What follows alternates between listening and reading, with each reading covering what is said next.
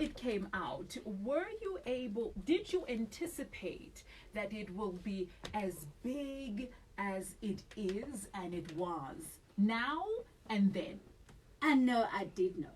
Talk to us about the recording of it. Who wrote This it? song was a problem, actually.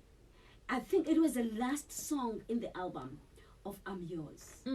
Okay, and my producer then was Bones Brittles of Hotline. Yeah. Umatambo. He used to work with PJ Powers because we are under the same record company, Mike Fuller Records. And my black producer was Godfrey Nzuza. I had 2 white guys and 1 black guy Working on this album this and this song. And this song just came, me and my producer, when Godfrey, whenever we're going to do a project, we go out to the public, and try to find out what people want to talk about. And it was during that era where in a state of emergency. Yes. In the Kasi, Godfrey was staying in Orlando. So I mean, in Clare Springs, and then we went out. And this day, I'm out in Zakuluma, but son. Hey, go blind.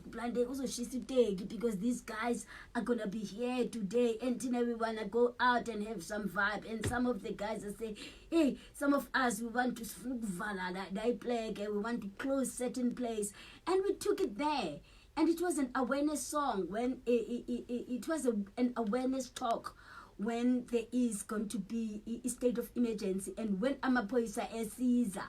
Some of the police guys would not understand the township lingo. Some are Vendas, some are Zulus. Yes. Not from Kasi. They were taken from outside the city so that they don't know who the people that they're dealing with, so that they can be careless on how to handle the matters, because if it's Brasmang Mangwali Ponisa around here, he will be able to say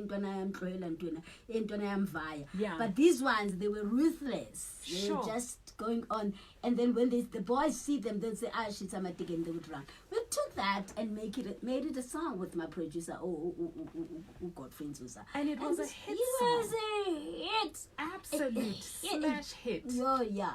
Yeah. So now you mention a lot of political turmoil. You mention a lot of, political unrest when you were making the album I'm Yours and when the song Ayashisamadegi came out. Let's compare the music industry to then and now. What is the difference, do you think? Do musicians now have it much easier, I'm sure, compared to you back in the day?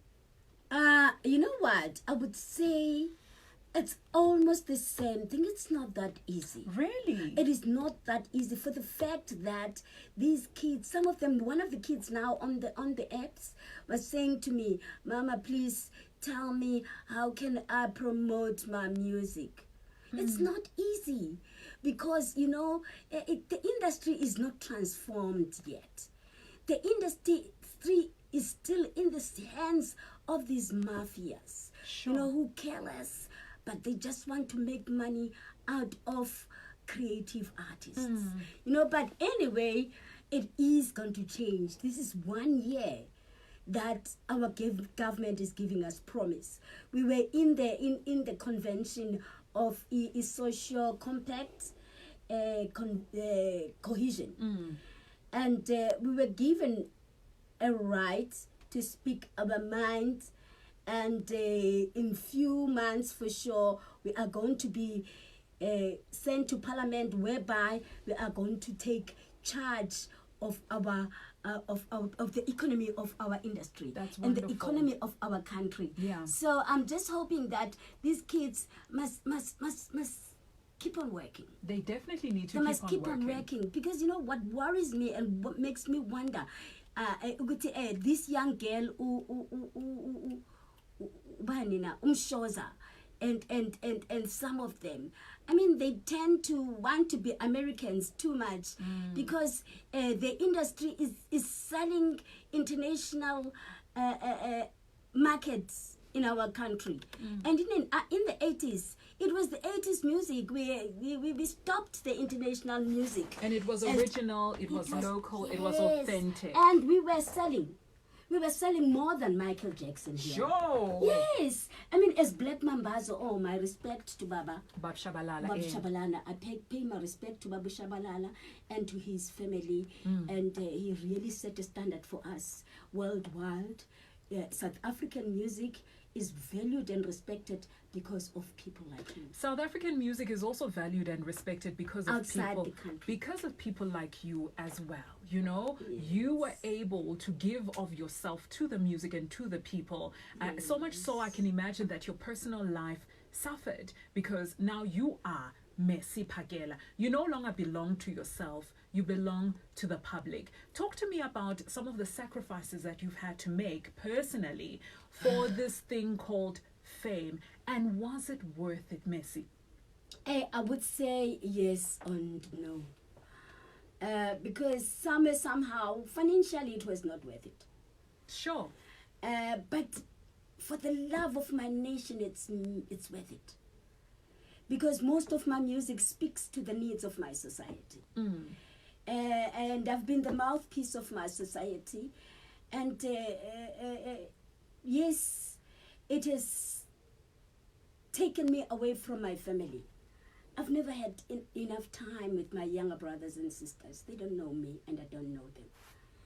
I'm known by the world more than my family. Yeah. You know, so, but, you know, I'm catching up with them. Definitely. I'm catching up. I'm not complaining because I'm a servant. I've never been a superstar. We've never been superstars in our times. Yeah, maybe Brenda, because Brenda was too mad. She was crazy, but she was a lovely person. I mean, she was giving all out. Yeah. It was not that easy because she didn't have a strong backbone. No. You know, but some of us have a strong backbone. We don't care what happens. We stand for the truth. Let's talk about the camaraderie amongst women in the industry back then. You know, how were you supporting each other? You were speaking about how Brenda, you know, didn't have a backbone like you, and she wasn't as strong as you. How did you support each other? Because it was the era of Brenda Fassie, the era of Mercy Pakela, the era of Rebecca, and you know, and Yvonne Chaka Chaka, and Ebony. You know, so there were a lot and of Patricia Majanisa. Exactly. How did you and guys? Madonna. There we go. You can go on. Mafura, you know, all those girls. Yeah, And those are the times. How did you guys support And each other? Chimora, Chimora, Namontikapa. Woo, my Chimora. good. How did you guys support each other? Because I can imagine as women in this industry, surely you were taken advantage of. Now women are coming up and they're speaking about sexual harassment within this industry and how, you know, things were very inappropriate. They were taken advantage of. How did you then, as the it girls? It was worse with us. Sure. And we were divided. Oh, wow. The labels, the record companies, we were made to compete against each other. But what was different is that when we meet, you know, we become friends. Because we were kids, we were young, because like for instance, I loved Brenda's music. And of course. I would support her because I love her music. I loved Ebony. And Ebony, Lina Kama loved me. You know, we supported each other in a way, but the record companies divided us. Wow. You know, our managers divided us. They wanted us to compete so that they can make money enough out of us. Because if we speak together, you know, we will share the experiences that we get. And become stronger. Yes. United. And be united. There we go. We're in conversation with Mercy Pakela. I could honestly hug her to myself and speak to her, but I know the time has come for me to open up the lines and not be selfish with her. Give me a call if you have a question or comment that you've been dying to ask Mercy. She is looking absolutely stunning. We're going to take pictures and also post them on social media. We actually are running a live feed on our Facebook page so you can experience